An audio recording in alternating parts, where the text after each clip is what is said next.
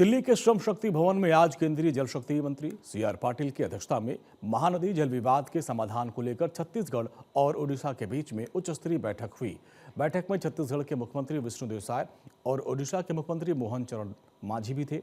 साथ ही केंद्रीय आवासन एवं शहरी कार्य राज्य मंत्री तोखन साहू समेत दोनों राज्यों के वरिष्ठ अधिकारी और जल संसाधन विभाग के अधिकारी भी बैठक में मौजूद थे। इस मीटिंग में मुख्यमंत्री विष्णुदेव साय ने कहा कि महानदी छत्तीसगढ़ और ओडिशा दोनों राज्यों की साझा जीवन रेखा है। ये किसानों, उद्योगों, पर्यावरण और आने वाली पीढ़ियों के लिए भविष्य से जुड़ा हुआ विषय है। साथ ही उन्होंने कहा कि छत्तीसगढ़ इस बैठक को विवाद की निरंतरता नहीं बल्कि समाधान की एक नई शुरुआत के तौर पर देखता है। जबकि ओडिशा के मुख्यमंत्री मोहन चरण मांझी ने ये उम्मीद जताई कि छत्तीसगढ़ के साथ ही महानदी जल विवाद अगले 3 महीनों में आपसी सहमति से सुलझा लिया जाएगा।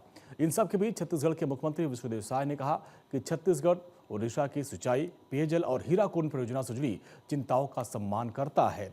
साथ ही सीएम साय ने छत्तीसगढ़ के किसानों, आदिवासी इलाकों, सूखा प्रभावित अंचलों और भविष्य में किसानों की जरूरतों की बात उठाते हुए इसके महत्व पर भी जोर दिया और कहा कि दोनों ही राज्यों के हितों में ध्यान में रखते हुए सम्मानजनक, व्यवहारिक और दीर्घकालिक समाधान जोर दिया जाएगा।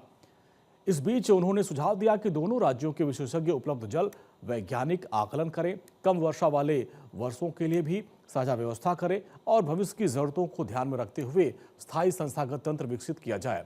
साथ उन्होंने ये भी कहा कि प्रशासनिक और तकनीकी स्तर पर ज्यादा से ज्यादा मुद्दों का समाधान किया जाए। सिर्फ नीतिगत विषय ही नहीं, मंत्री स्तरीय स्तर पर भी इसको लाया जाए। इन सब के बीच सीएम साय ने केंद्रीय जल शक्ति मंत्री सी.आर. पाटिल और केंद्रीय जल आयोग के से निष्पक्ष तकनीकी सहयोग, समयबद्ध कार्ययोजना और दोनों राज्यों के बीच दीर्घकालिक समझौते का प्रारूप तैयार करने में सक्रिय भूमिका निभाने का आग्रह किया है। साथ ही प्रधानमंत्री नरेंद्र मोदी और गृह मंत्री अमित शाह के नेतृत्व में उनका आभार भी जताया और कहा कि सहकारी संघवाद और संवाद आधारित दृष्टिकोण ने वर्षों पुराने जटिल विषयों का समाधान सकारात्मक वातावरण में किया है और साथ ही उन्होंने विश्वास जताया कि इस प्रक्रिया से दोनों राज्यों के किसानों, नागरिकों, भावी पीढ़ियों का जल भविष्य सुरक्षित होगा।